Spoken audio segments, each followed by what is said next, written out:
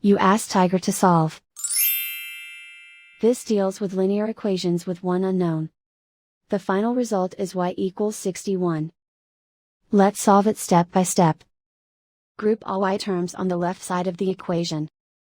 Subtract y from both sides. Group like terms. Simplify the arithmetic. Group like terms. Simplify the arithmetic. Group all constants on the right side of the equation.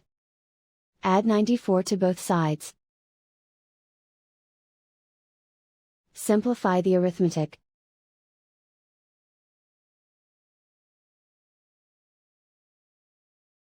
And so the final result is y equals 61.